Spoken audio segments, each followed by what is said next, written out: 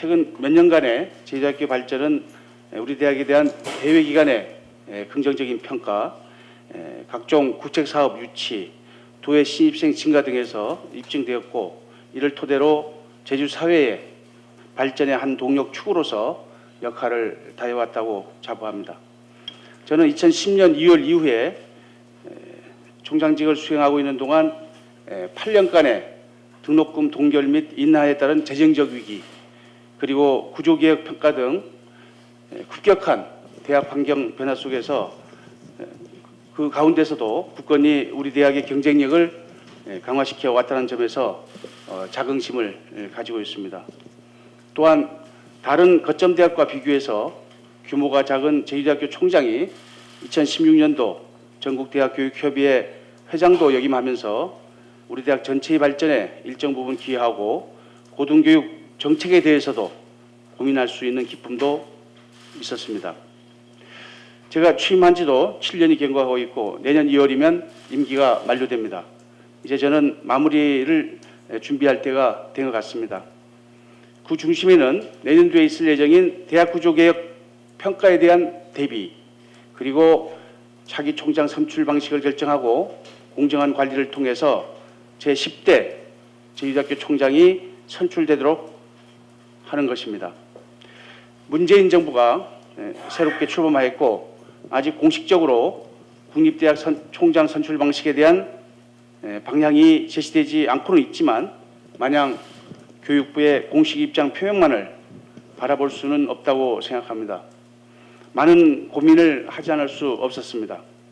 지난 정부의 총장 선출에 대한 방향을 잘 알고 있고 문재인 정부 출범 후 국립대학 중 한국교통대학과 더불어서 가장 빨리 이루어질 총장 선출로서 우리나라 국립대학 총장 선출 방식의 방향성을 제시할 수 있기 때문에 더욱 그러하였습니다.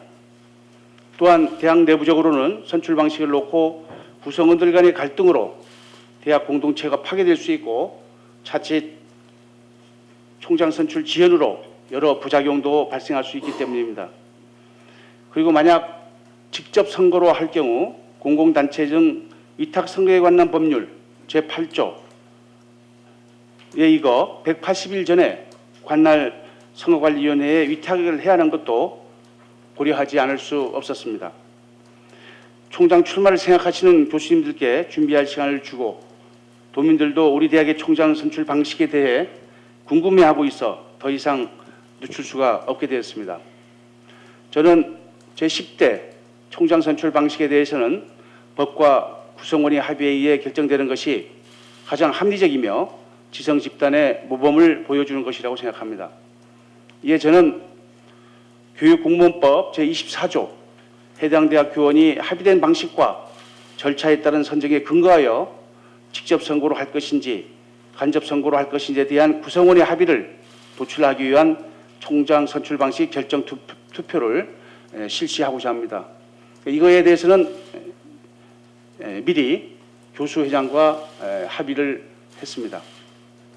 구체적인 내용에 대해서는 배포된 자료를 중심으로 앞으로 교무과정이 설명토록 하고 그 전에 우리 교수회가 그간의 총장 선출 방식에 대한 고민을 해온 과정을 설명을 드리도록 하겠습니다.